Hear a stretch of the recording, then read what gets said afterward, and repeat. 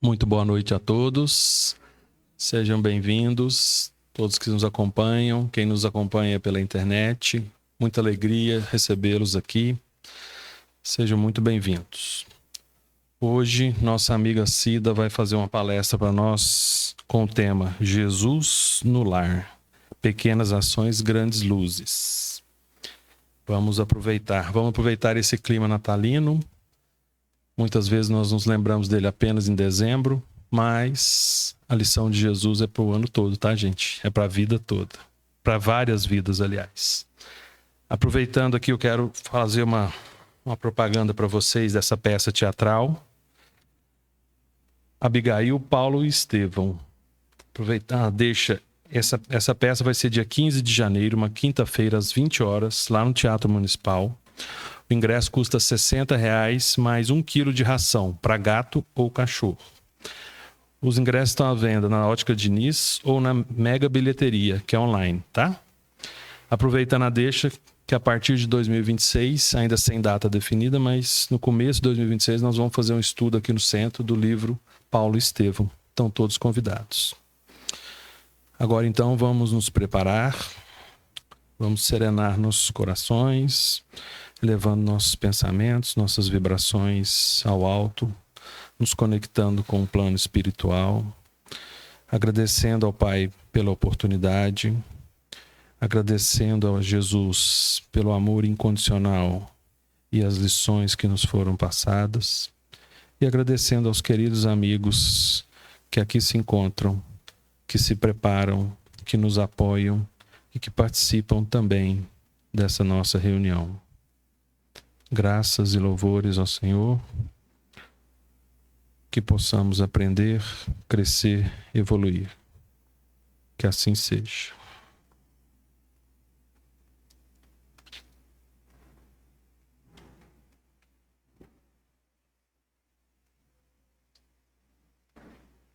Boa noite a todos, sejam todos bem-vindos.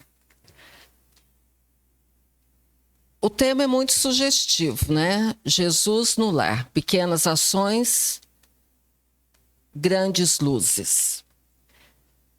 E só pegando uma deixa no que o Gustavo falou sobre o Natal, hoje nós não nos lembramos de Jesus nem no Natal.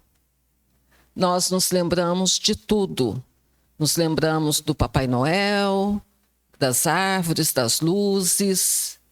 Nos lembramos dos presentes, da ceia.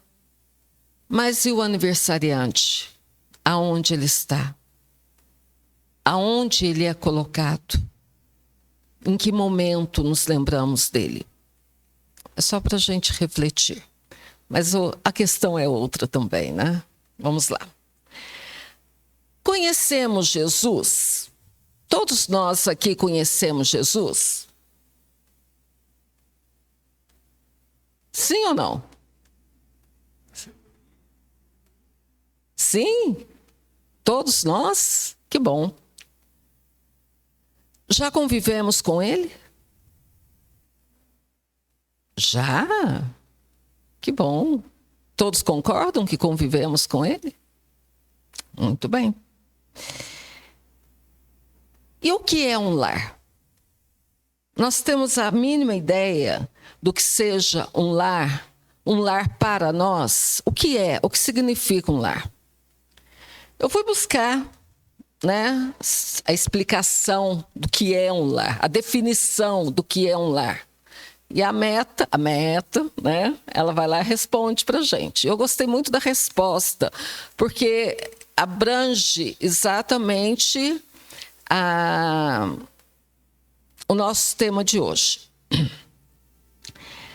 Lar, segundo a inteligência artificial, o lar é um termo que vai além da construção física, referindo-se a um lugar de afeto, de segurança e pertencimento.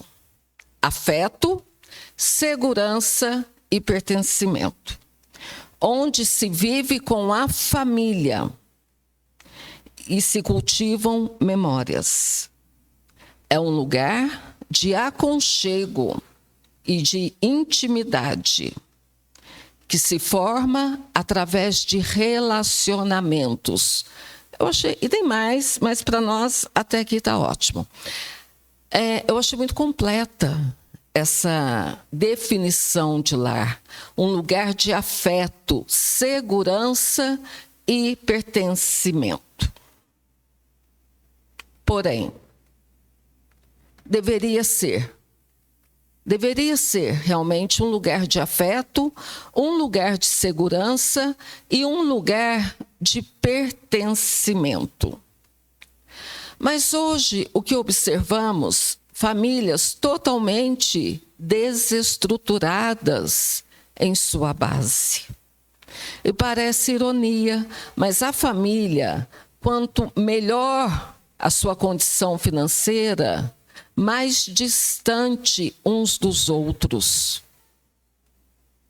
e mais desestruturada. Isso é um fato. Por quê? Para se manter uma condição, não é, financeira muito boa, é necessário correr muito, trabalhar muito, buscar muito.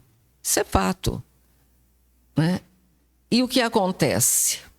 Cada um para um lado, os filhos são educados, não, né? São criados. A educação dos filhos é terceirizada, ou por escolas, ou babás, ou seja o que for. E no momento em que deveria ser de encontro familiar, para o jantar ou para um café, cada um no seu quarto, cada um no seu canto, num celular. Né? Se conversa por mensagens hoje. Não se conversa mais pessoalmente. Então, o afeto ali parece que ele está meio distante. E é claro que a busca para se manter, para ter, é fundamental, é importante. Mas jamais em detrimento de valores. Primeiro, do ser. Segundo, da família. Do afastamento dos filhos. Não é? As crianças hoje parece que estão crescendo sem uma memória afetiva dos pais, uma memória afetiva da infância, não é? Porque hoje são jogos, são atividades do celular e pronto. Cadê o diálogo? Como foi na escola, meu filho? Como foi teu dia? Quando o marido ou a esposa chegam em casa? Como foi no trabalho? Vamos sentar, vamos tomar um café, vamos conversar, dialogar. Isso parece que está meio distante. E, infelizmente, essa realidade atinge a todas as famílias. Né? Não vamos falar só das melhores, que têm melhores condições. Então, a afetividade, o carinho, o amor, as palavras que elevam a autoestima, estão meio distante. E o tempo é necessário. O tempo com os filhos, um tempo de qualidade, de afeto, é necessário, é fundamental para a formação do caráter daquela criança, daquele cidadão. É fundamental. Então, no afeto, a gente coloca uma interrogação. Segurança. Deveria ser um lugar seguro para todos nós, para as nossas crianças, para as esposas, para os maridos, para os pais, seja quem for que compõe aquele núcleo familiar. Mas, infelizmente, agora eu vou ter até que colocar o óculos. Eu vou trazer alguns dados que são realmente dados que nos entristecem muito, mas são necessários. Segurança no lar. Em 2024, foram 1.492 casos de feminicídio no Brasil, segundo o Anuário Brasileiro de Segurança Pública. A maioria desses crimes ocorre no contexto de violência doméstica e familiar, frequentemente praticados por companheiros ou ex-companheiros da vítima. Segundo a Fundação Abrinq, atualmente, 3 em cada 4 casos de abuso acontecem com crianças ou adolescentes. Além disso, cerca de 70% das vezes, a violação acontece dentro da própria casa da vítima, pelo pai, pelo irmão, padrasto, tio e o pior, muitas das vezes com a anuência da mãe. Porque às vezes é mais cômodo fingir que não está acontecendo nada. É duro, são dados difíceis da gente digerir. Mas diante dessa situação, o terceiro fator do lar, o pertencimento. Como se sentir pertencente a um espaço que não há afeto e que não há segurança? É difícil, não é? Com tantas dificuldades. Aí eu pergunto, mas o que está acontecendo com as nossas famílias e nossos valores? O que está faltando? O que está nos faltando? Alguém tem alguma sugestão para mim, por favor? Não? Amor, o que mais? Espiritualidade, respeito. Está faltando muitas coisas, né? Mas alguém pode pensar assim, mas isso é falta de Deus, não é? Isso é falta de religião. Se a pessoa tivesse uma religião, ela não agiria dessa forma. Será? Quem falou não? Muito bem, Fernando. Não. Por quê? E eu vou provar por quê. Porque o Brasil é um país religioso. E segundo os dados do censo de 2022, que foram lançados agora, publicados em 2025, pelo IBGE, o catolicismo é a religião majoritária no Brasil, com 56,75%. Os evangélicos ou protestantes, 26,85%. E os espíritas, 1,84%. Religiões de matriz africana, 1,05%. Sem religião, 9,28%. Então, de forma geral, no Brasil, 84,41% da população tem uma religião. Justifica tanta agressividade? Justifica tanta violência dentro de um lar?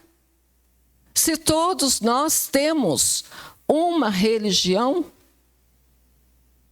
sendo que as religiões, num contexto geral, têm o evangelho como base. Isso que é o mais dolorido, se a gente for analisar friamente. Mas então, o que está nos faltando? Não é a religião. Quem falou espiritualidade? Patrícia. Exatamente. Está nos faltando espiritualidade. Está nos faltando religiosidade. É saber o quê? O que fazemos com aquilo que recebemos. Não importa se é o padre, o pastor, o expositor espírita, se é num terreiro de umbanda, não importa. O que fazer com o que recebemos? Estamos ouvindo aqui e soltando aqui? Alguma coisa está fora de contexto, alguma coisa está errada, fora do lugar. Já que somos um país majoritariamente, né, isso aí, fugiu, religioso, certo? Ou será que o que está nos faltando é trazer o autor da história, o personagem principal para nós, para os nossos lares? Será que é isso que está faltando? Não só para os nossos lares, mas para nós começarmos a entender o Evangelho, começarmos a entender Jesus. Não gente, desculpa o que eu vou falar. Não é para agredir nenhuma religião, com todo respeito, que todas as religiões são valiosas. Todas. Mas vou incluir o Espiritismo. Não adianta hábitos exteriores, não adianta rituais, não adianta ritos. Com todo respeito, não adianta eu ficar rezando o rosário de madrugada, se eu não coloco em prática o que aquele padre está falando, porque ele deve falar coisas muito bacanas. Não é o rosário, é o que se ouve. Não adianta eu colocar uma Bíblia embaixo do braço e sair pregando, se eu não consigo compreender o que estou falando. E não adianta nós espíritas decorarmos a codificação. Não adianta a gente ficar, porque na pergunta tal do Livro dos Espíritos, sabe, sermos uma biblioteca ambulante. Não adianta. Se nós não colocarmos em prática o que os Espíritos nos trouxeram, o que está no Evangelho segundo o Espiritismo, o que está na codificação, não resolve. Se eu não, ou se nós não vivenciarmos, tentarmos, buscarmos aprender, e muitas vezes é a duras penas.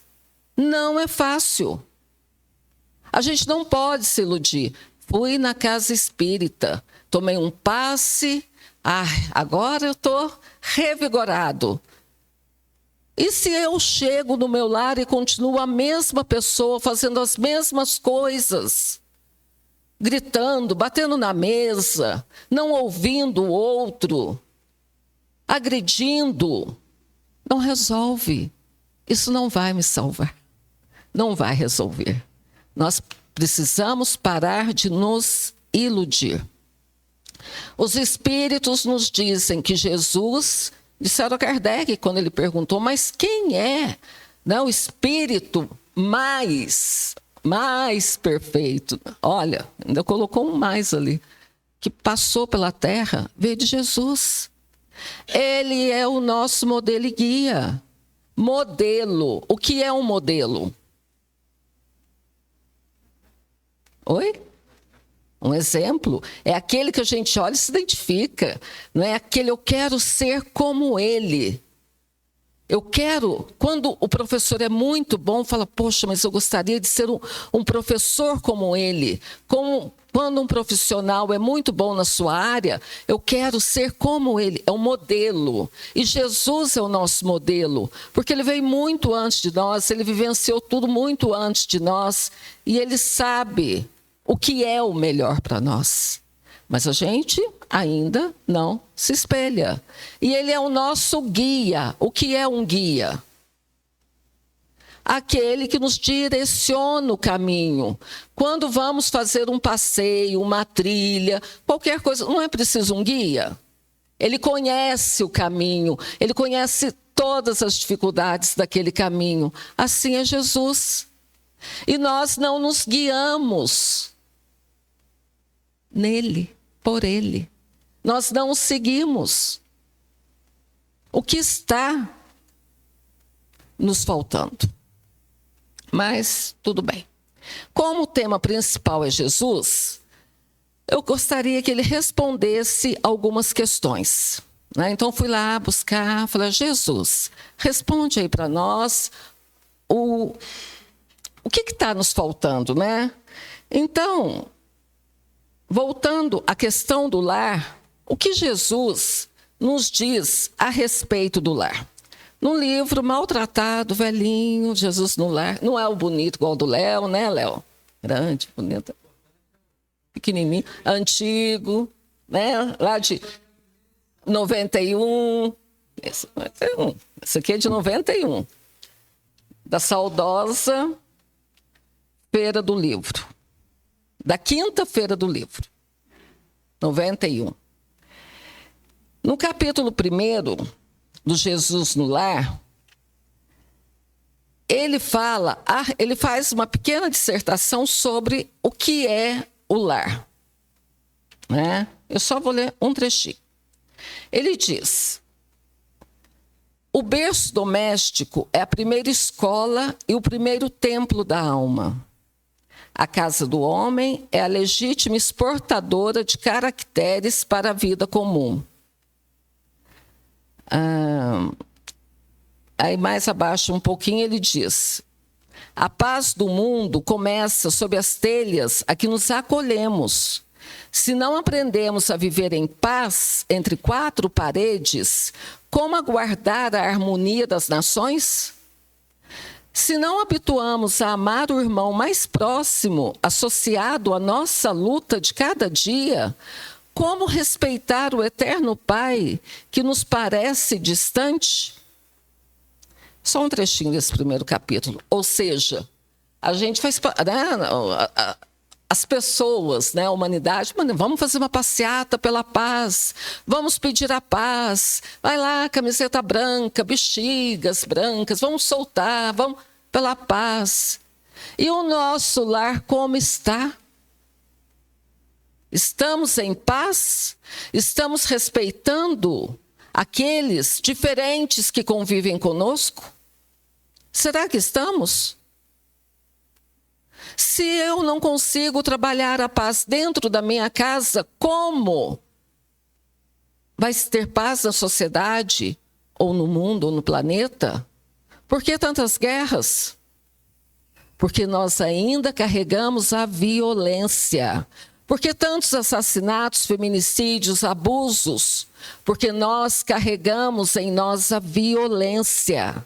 Somos pessoas violentas. E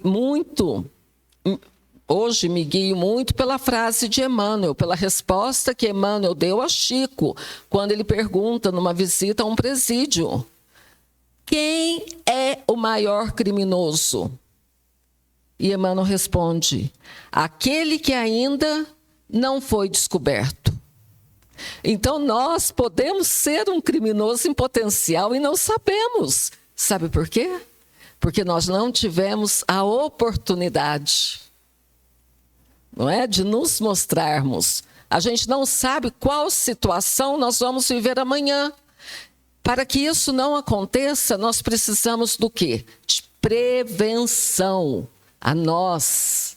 Fortalecer o nosso espírito através do conhecimento. E com Jesus, que é o nosso modelo e guia. E no capítulo 2, quando a sogra de Pedro pergunta a Jesus: Senhor, afinal de contas, que vem ser a nossa vida no lar? Quando ele se refere ao lar, ele falou: o lar é o berço doméstico, né? Dali se saem os cidadãos, as pessoas, dali nós colocamos em sociedade, né, as pessoas que estão ali, convivemos. E ele já responde assim: iniciamos a tarefa entre flores para encontrarmos depois pesada colheita de espinhos. No começo é a promessa de paz e compreensão. Entretanto, logo após surgem pedras e dissabores. Só fazendo um parênteses, né? No início tudo são flores mesmo. Meu amor, meu benzinho, meu querido, minha querida, meu tudo, né? Aí quando chega um desemprego, uma dificuldade financeira, quando chega a doença, quando os espinhos, né, chegam, aí acabou meu amor, meu benzinho, meu querido, né? Aí vem os conflitos. Mas é natural que os conflitos aconteçam. O que não é natural é que eles partam para a agressão. Isso não. Gente, se alguém quiser comentar, perguntar, discordar, pode ficar à vontade. E ele continua: o lar é a escola das almas, o templo onde a sabedoria divina nos habilita, pouco a pouco, ao grande entendimento da humanidade. E tudo começa no lar. Aí ele faz uma comparação, ele faz uma pergunta. Mas o que fazes das lentilhas antes de servi-las à refeição?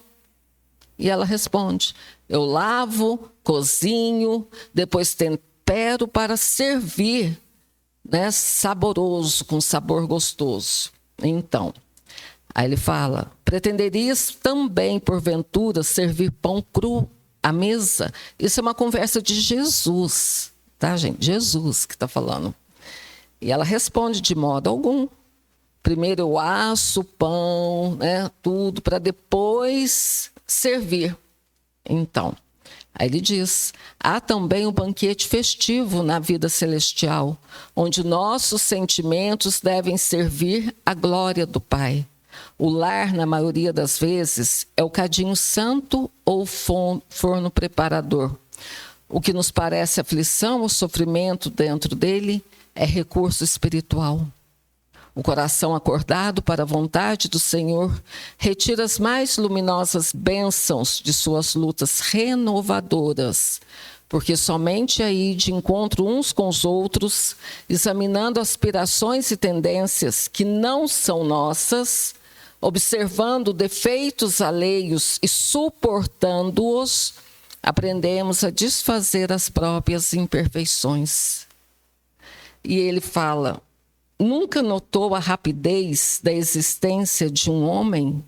A vida carnal é idêntica à flor da erva. Pela manhã emite perfume, à noite desaparece.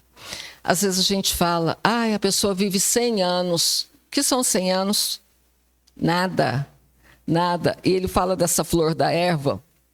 Eu não sei, eu não me lembro o nome.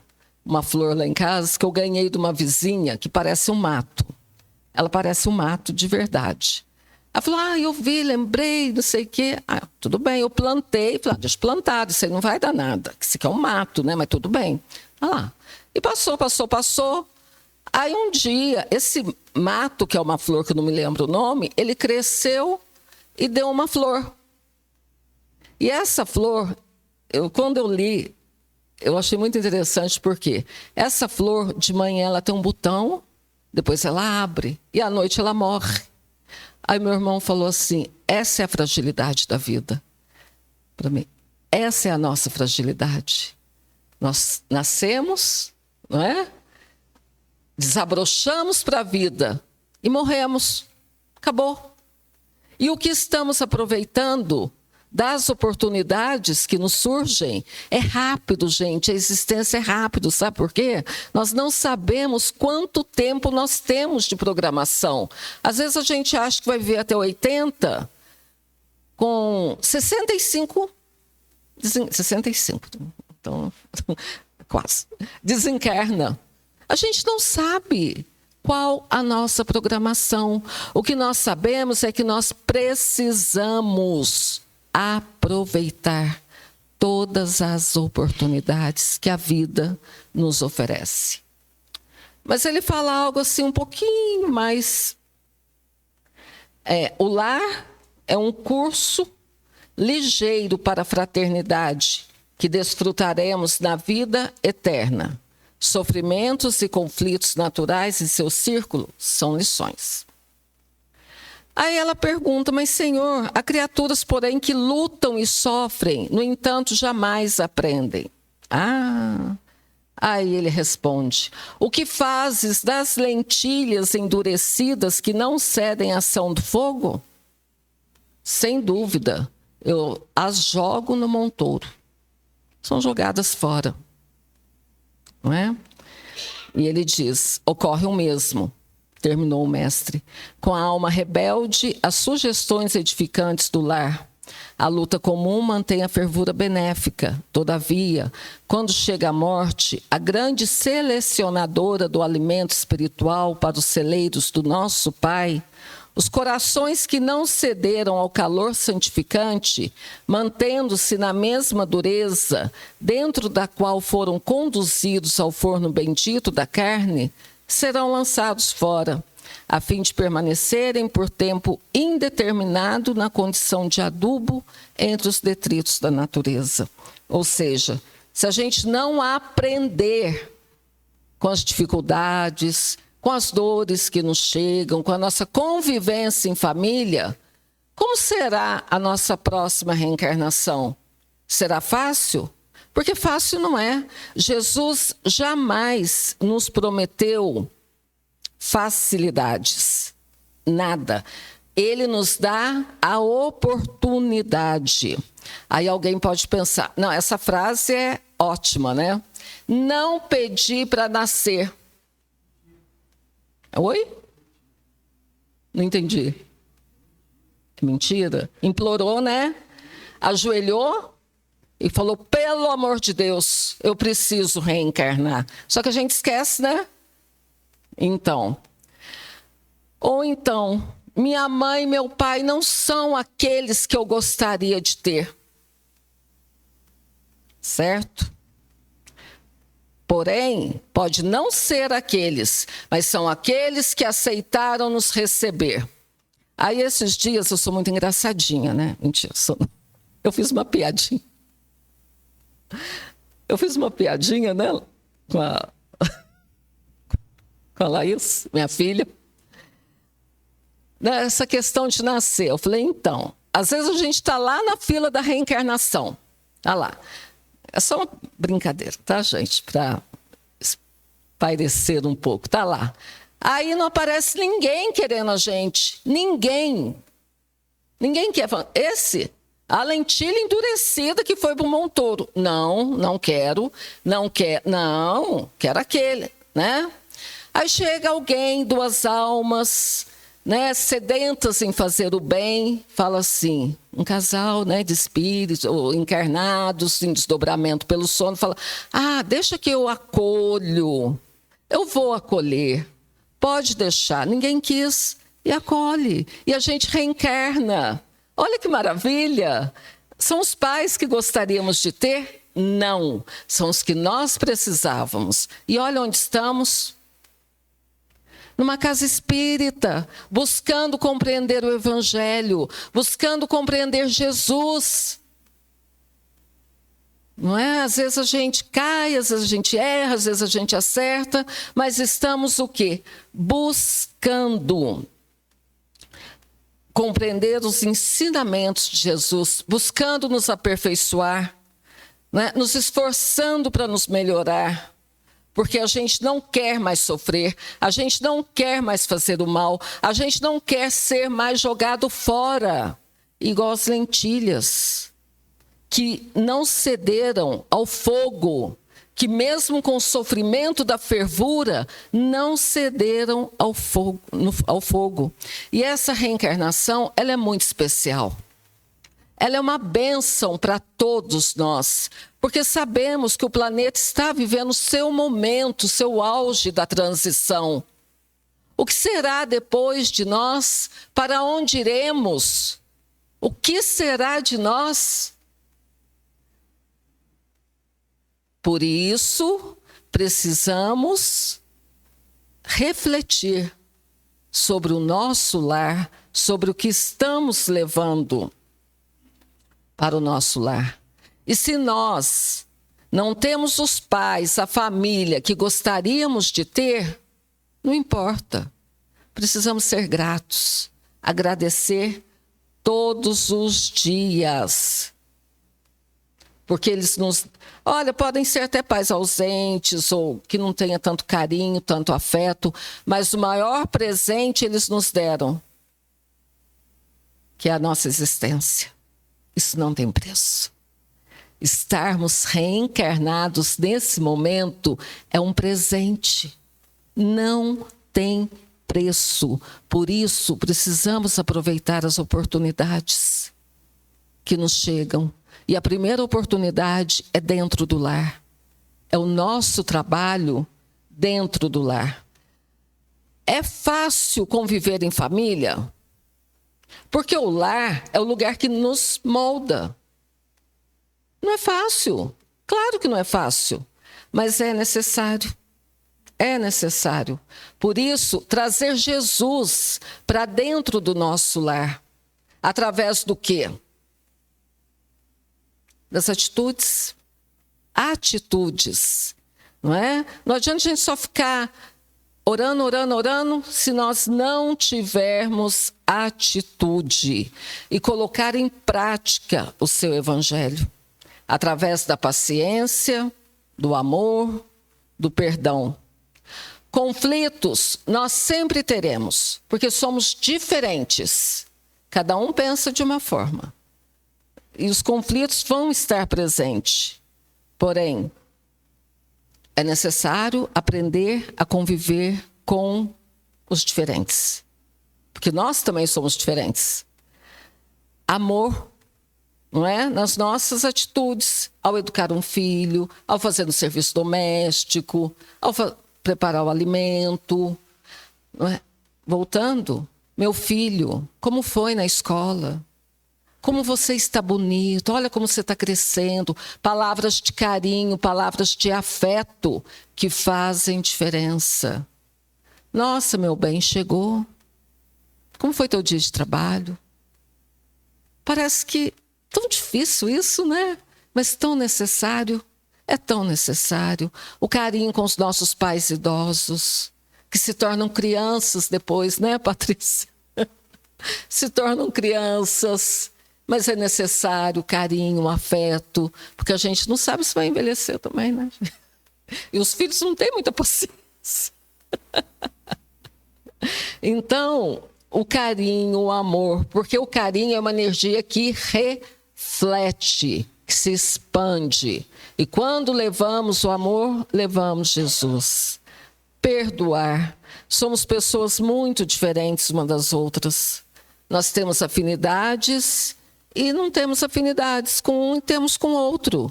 E com aquele que nós não temos, precisamos perdoar, não é? E respeitar. Respeitar. Porque o outro não tem a mesma religião que eu. Não tem. Ele não quer ser espírita, ele quer ser outra religião. Ele não quer ter religião, tudo bem. Está tudo bem. Ah, mas ele não pensa como eu. Dentro da política, ele não pensa, então ele não serve. Não. Ele tem o direito de defender o que ele quiser. E eu tenho o direito de defender o que eu quiser. E o outro tem o direito. E todo mundo tem. Mas que isso não atrapalhe a nossa convivência no lar. Não é? Questões sexuais, opção sexual de cada um é de cada um.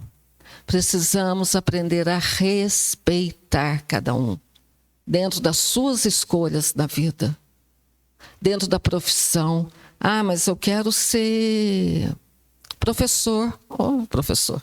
Não, eu quero que você seja médico. Eu não quero que você seja professor, eu quero que você seja médico. Mas eu não quero. Mas eu não criei um filho para isso. Eu criei um filho para ser grande, mas eu não quero. Precisamos aprender a respeitar as escolhas dos nossos filhos e daqueles que convivem conosco. O que nós não podemos jamais é que a mágoa permaneça, o ódio, o rancor permaneçam na atmosfera do nosso lar, porque ele não pensa como eu penso. Eu penso do meu jeito, ele pensa do dele. Mas o nosso papel é respeitar, é acolher, é que o lar seja um lugar de afeto, segurança e pertencimento.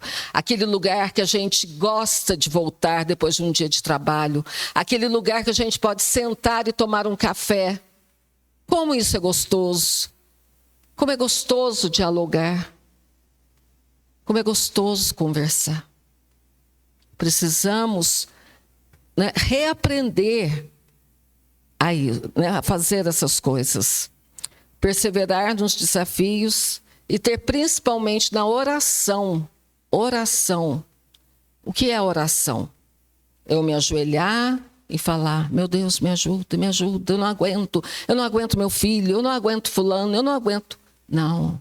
Orar com ação, fazer, buscar, perdoar, compreender, dialogar com aquele filho que não pensa como eu, dialogar com o marido, com a esposa, com o pai, com a mãe, que seja com quem for que esteja dentro daquele espaço. Porque o lar é o lugar que nos moldamos. E nós estamos preparando cidadãos, pessoas para a sociedade. E o que estamos levando, devolvendo para a sociedade? Precisamos refletir sobre tudo isso. E as nossas atitudes é que vão dizer se Jesus está ou não em nosso lar. Se tem rancor, se tem mágoa, violência, gritos, não sei o quê, então vamos reavaliar. Se já conseguimos perdoar, compreender pelo menos, aceitar, então nós já estamos convidando Jesus para o nosso lar.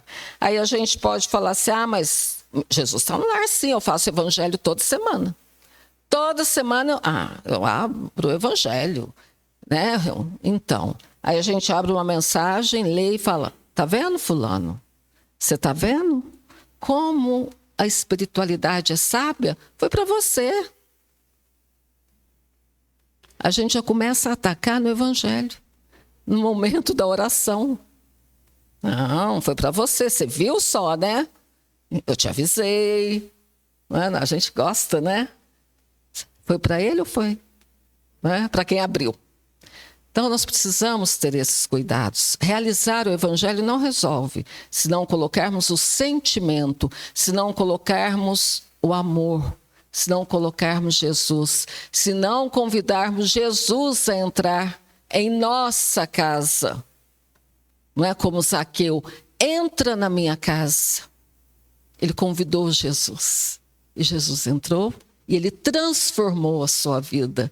E é isso que nós necessitamos, transformar as nossas vidas através de Jesus, do seu evangelho, do entendimento do evangelho. Não só ler, olha que lindo, né? Que maravilhoso. Não. O que eu posso transformar em mim com essa mensagem que eu tirei? O que eu posso me tornar melhor? Porque quando um melhora, o lar melhora, o ambiente melhora. Então, trazer Jesus para o nosso lar é isso. É vivenciar os seus ensinamentos com pequenas ações que com certeza vão gerar grandes luzes. E relembrando as palavras de Alcione no livro Renúncia, né? Quando ela diz que a mensagem de Jesus precisa ser conhecida, sentida, meditada, sentida e vivida. Se a gente abre o evangelho por abrir, por obrigação, hoje é dia do evangelho. Porque eu tenho que fazer isso. Porque eu tenho que ler uma mensagem. Nem faça. Ou então faça, né? Como dizia o nosso amigo Robson, a autoeducação nos leva à disciplina, né? Ou a disciplina nos leva à autoeducação. Né? Então, tudo bem, mas precisamos refletir sobre o que estamos lendo e o que estamos colocando em nossa vida. E Abigail diz a Paulo, no livro Paulo e Estevão, ama, trabalha, espera e perdoa. Ama, trabalha, espera e perdoa. Ou seja, tem facilidade nisso? Não tem. Alguém falou, olha, você vai reencarnar e vai viver numa colônia de férias. Vai ser maravilhosa a tua vida lá. Não se preocupe com nada. Com nada. Ninguém nos enganou. Nós escolhemos provas, dificuldades, e nós precisamos enfrentá-las, mas com bom ânimo, com vontade de superar, nos melhorando, né? Para que numa próxima reencarnação tenhamos outras oportunidades de crescimento. E para encerrar, né, porque tem alguém que fala que eu falo demais, nós falamos demais lá. Tem alguém aqui que fala que nós falamos demais, sabe? Então, vou ser breve. Para encerrar, eu vou deixar para nós o exemplo de Joana de Cusa. Joana de Cusa, ela é uma das encarnações de Joana de Ângeles, mentora de Divaldo Franco. E o exemplo dela, como Joana de Cusa, é incrível, porque ela lembra muito né, tem muito de nós também. Joana de Cusa era esposa de Cusa, né? Ele era o intendente em Cafarnaum de Antipas. E ele tinha um cargo muito alto, como se ele fosse um governador de uma província. Era um cargo altíssimo, ele lidava com os mais altos políticos, né? Pessoas influentes. E eles viviam um conflito muito grande no lar, porque ele não aceitava a mensagem do evangelho. Ela já havia não se convertido, não gosto dessa palavra. Ela já havia se entregado à mensagem de Jesus, mas ele não aceitava. E ela, né, queria colocar ali, falava de Jesus, coisa e tal, e não. Está no livro Boa Nova, viu, gente? Humberto de Campos. Então, o Chico Xavier. Então, ela possuía verdadeira fé, mas não conseguiu forrar-se às amarguras domésticas. Ela tinha uma dificuldade muito grande dentro do seu lar com o marido, porque ele não aceitava o evangelho. Alto funcionário de Herodes, em perene contato com os representantes do império. E ele repartia suas preferências religiosas entre, ora com a comunidade judaica e ora com os deuses romanos. Então ele ia para o lado que lhe fosse favorável. Ele agradava a todos, né? Joana, aí um dia ela vai na casa de Pedro e Jesus lá, e ela vai desabafar, porque ela não aguentava mais a situação. E ela fala, né? Joana confessou ao mestre os seus temores, suas lutas e desgostos no ambiente doméstico, expondo suas amarguras em face das divergências religiosas existentes entre ela e o companheiro. E a religião não deveria ser motivo de conflitos, né, dentro do lar. Não deveria. Mesmo que o outro não tenha, está tudo bem. A questão é dele. Mas aí Jesus responde a ela: Joana, só há um Deus, que é o nosso Pai, e só existe uma fé para as nossas relações com seu amor. Certas manifestações religiosas no mundo muitas vezes não passam de vícios populares nos hábitos exteriores. Foi o que nós falamos um pouquinho lá atrás. Todos os templos da terra são de pedra. Jesus dizendo, eu venho em nome de Deus abrir o templo da fé viva no coração dos homens. Entre o sincero discípulo do Evangelho e os erros milenares do mundo, começa a travar-se o combate sem sangue da redenção espiritual. Agradece ao Pai o haver-te julgado digna do bom trabalho desde agora. Teu esposo não te compreende a alma sensível? Compreender-te-á um dia. É leviano e indiferente? Ama-o mesmo assim. Não te acharias ligada a ele se não houvesse para isso uma justa razão. Servindo-o com amorosa dedicação, estarás cumprindo a vontade de Deus. Falas-me dos teus receios e de tuas dúvidas. Deves, pelo Evangelho, amá-lo ainda mais. Os sãos não precisam de médico.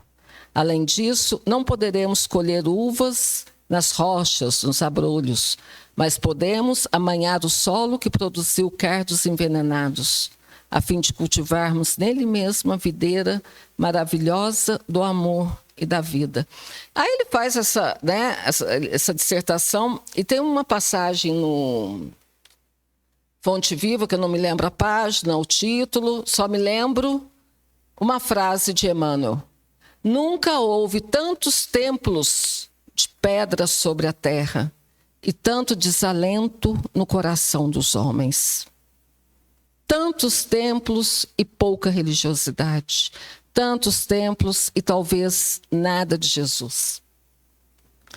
Aí ela fala assim: mas então, Senhor, é o seguinte, não é acertado que eu lute para impor os vossos princípios? Agindo assim, não estarei reformando o meu esposo para o céu e para o vosso reino? É o que a gente quer, né? Olha, eu me tornei espírita. Você precisa acreditar na reencarnação. Você precisa entender que a gente não morre. Você tem que aprender a sofrer. Eu não quero pensar assim. Pronto, a crença é tua. A gente precisa entender. E ele responde: quem sentirá mais dificuldade em estender as mãos fraternas? Será o que atingiu as margens seguras do conhecimento com o Pai? Ou aquele que ainda se debate entre as ondas da ignorância e da desolação, da inconstância e da indolência do espírito? Por que motivo Deus não impõe a sua verdade e o seu amor aos tiranos da terra? Por que não fulmina com um raio o conquistador desalmado que espalha a miséria e a destruição com as forças sinistras da guerra?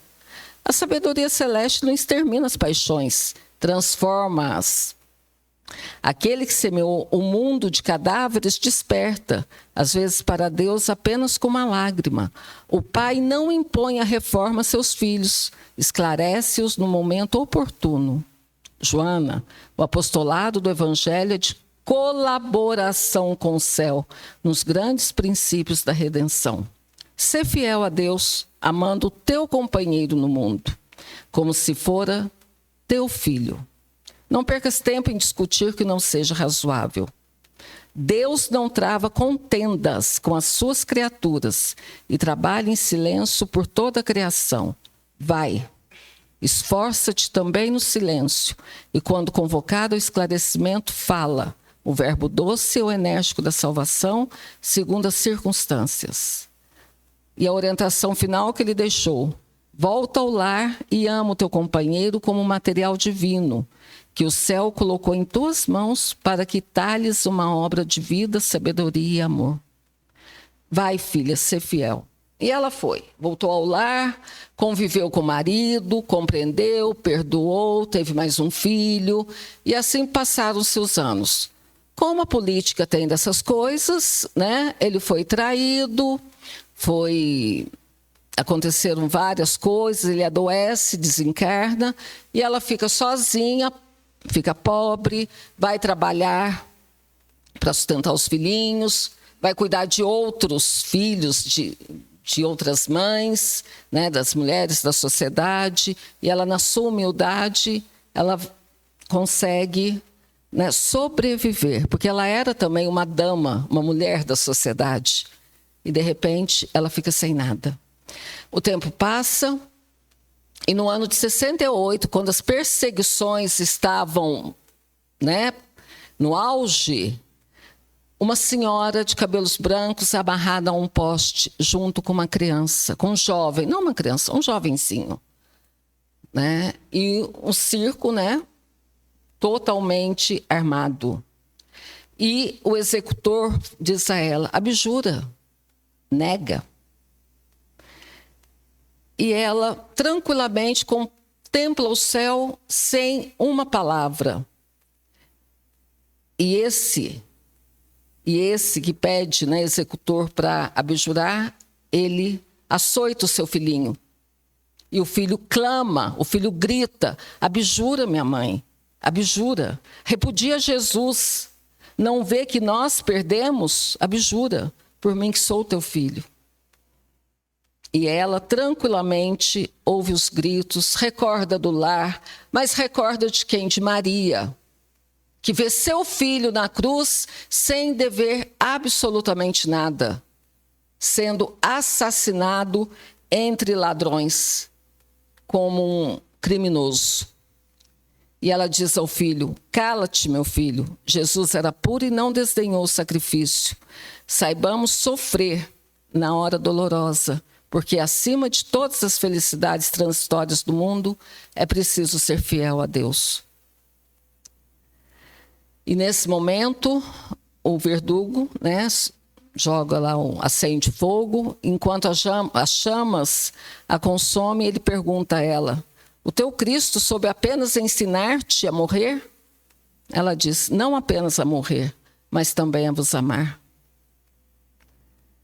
E nesse instante, em que o fogo tomava conta, ela sente a mão do mestre lhe tocando suavemente os ombros e escuta a voz carinhosa: Joana, tem bom ânimo, eu estou aqui. E Joana foi fiel até o fim, baseado no que Jesus disse, nos ensinamentos de Jesus, no que ela conseguiu assimilar.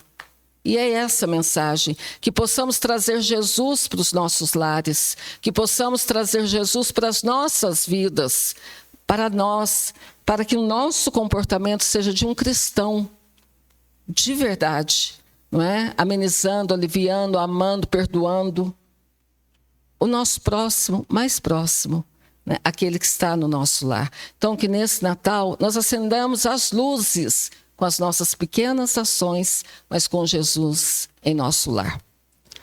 E vamos ao passe. Mestre querido, te agradecemos profundamente, com o coração em festa, pela tua mensagem de amor e de esperança, porque a mensagem, Senhor, sabemos que é tua. E que saibamos fazer bom uso dela em nossa vida, em nosso lar. Aonde estivermos, levando um pouquinho de ti a quem sofre, a quem chora e a quem ainda não te encontrou. Ampara-nos, Senhor, em nossa jornada. E quando deixarmos essa existência, não sejamos jogados fora como a lentilha endurecida, mas que possamos ter a oportunidade de outras existências, pelo nosso mérito, pelo nosso merecimento também, pelo nosso esforço de nos tornarmos pessoas melhores. Obrigada, Senhor, pela tua misericórdia, pela tua paciência e pelo teu amor por todos nós. E que a espiritualidade amiga possa nos envolver no momento do passe, aonde estaremos revigorando as nossas energias, para que possamos sair daqui com um propósito firme de te amar, Mestre, através do outro, que seja quem for o outro, o próximo. Ampara-nos, Senhor, fortalece-nos e consola-nos, envolve-nos em tua paz e em teu amor. Que assim seja. E que no momento do passe nós possamos permanecer em silêncio, tá? Em prece, e que o celular estejam desligados também.